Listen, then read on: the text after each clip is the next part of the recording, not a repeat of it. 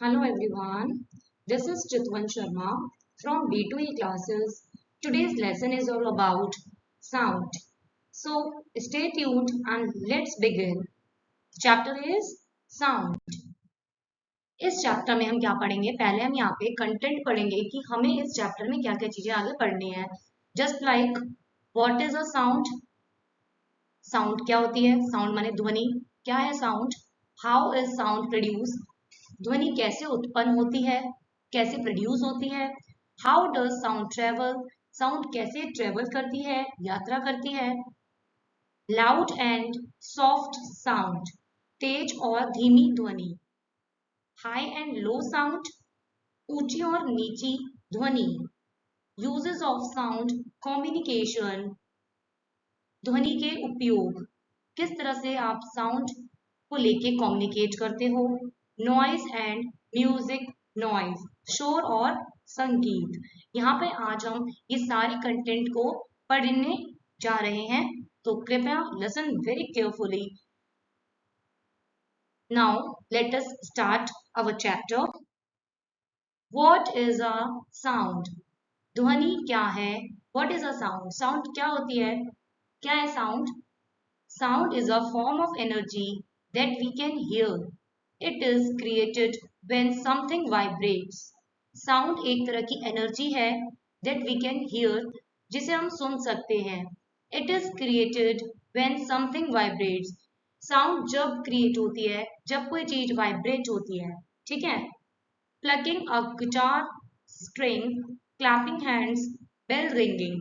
जैसे इसके उदाहरण है गिटार की तान बजाना, हाथ की ताली बजाना, हाथ से ताली बजाना. बेल रिंगिंग, घंटी बजाना. ठीक है. How is sound produced? ध्वनि कैसे उत्पन्न होती है, कैसे प्रोड्यूस होती है. Sound is produced by vibrations. When an object vibrates, it pushes the air particles, creating sound waves that travel to our ears. Example, drum vibrating membrane produces sound. Guitar vibrating string produce sound. क्या बोला गया है? Sound जो है produce होती है vibration से. जब कोई ऑब्जेक्ट वाइब्रेट होता है, जब कोई वस्तु वाइब्रेट होती है, तो वह हवा के कणों को ढकेलती है. It pushes the air particles creating sound. जो क्या करती है? जो हवा के जो कण होते हैं, हवा के कणों को ढकेलती है, जिससे ध्वनि तरंगे बनती हैं. ठीक है. और इनकी जो आवाजें होती हैं वो कानों तक पहुंचती है. Creating sound waves that travel to our ears. जब कोई वाइब्रेशन एयर पार्टिकल्स के साथ ढकेली जाती है तो इससे साउंड प्रोड्यूस होता है, और वो जो साउंड होती है वो ट्रेवल होके आपके कानों तक पड़ती है. एग्जाम्पल है जैसे ड्रम. ड्रम के कंपन से ध्वनि निकलती है, वाइब्रेशन से ध्वनि निकलती है. या मैं बोलूं गिटार, गिटार की भी वाइब्रेशन से ध्वनि उत्पन्न होती है. ठीक है. इसे हम कहते हैं हाउ इज साउंड प्रोड्यूस. किस तरह से साउंड को प्रोड्यूस किया गया है. ठीक है. The next is how does sound travel. Sound माने ध्वनि कैसे यात्रा करती है, किस तरह से ट्रेवल करती है.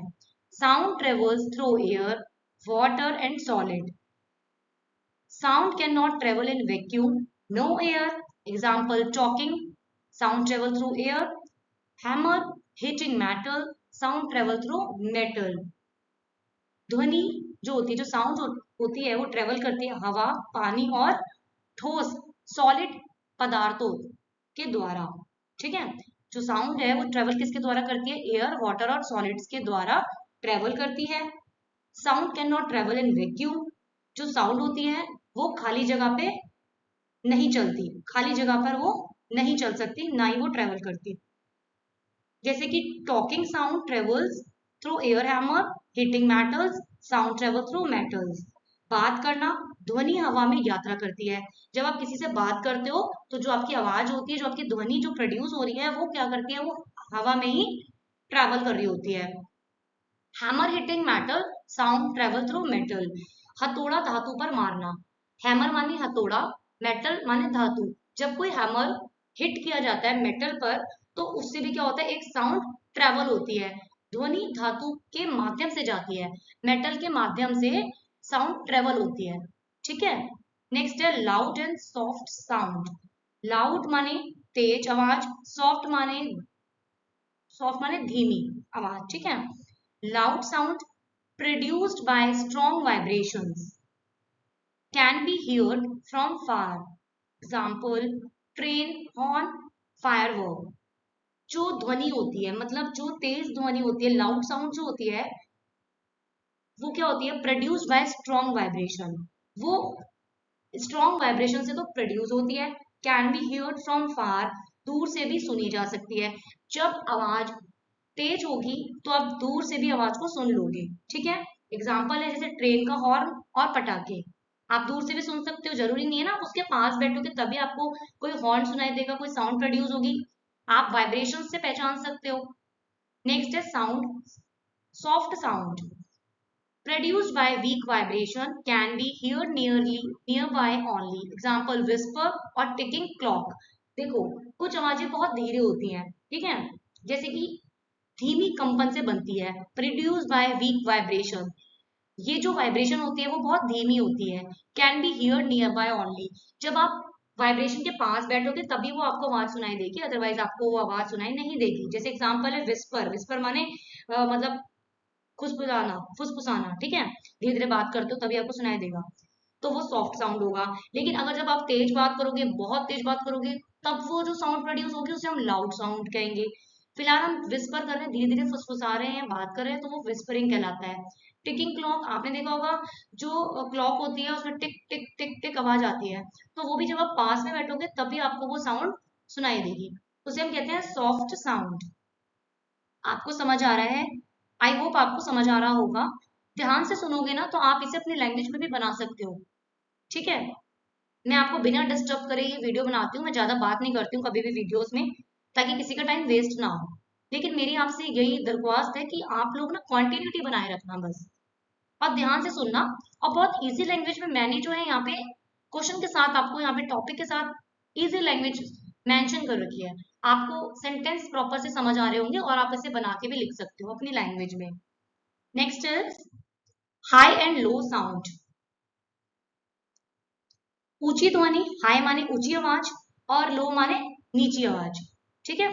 Produced by fast vibration, example flute या विसल।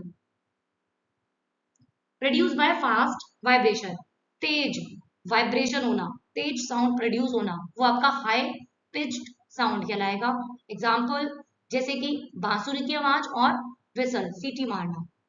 लो पिच साउंड माने नीची ध्वनि, प्रोड्यूस बाय स्लो वाइब्रेशंस, धीमी प्रोड्यूस जो हो रही है, वो धीमे से जो प्रोड्यूस हो रही है साउंड, वो आपका लो पिच साउंड कहलाता है। एग्जांपल है जैसे ड्रम और ट्यूबा, ठीक है।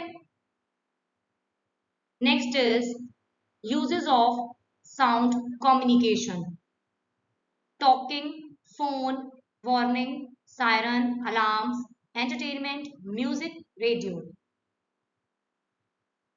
टॉकिंग फोन, ये जो कम्युनिकेशन होती है मतलब संचार करना, मतलब कम्युनिकेशन माने बात करना। अब हम बात किस चीज पे कर सकते हैं, फोन पे बात करते हैं, ठीक है। वार्निंग, वार्निंग किस चीज की होती है, सायरन की होती है और अलार्म की होती है।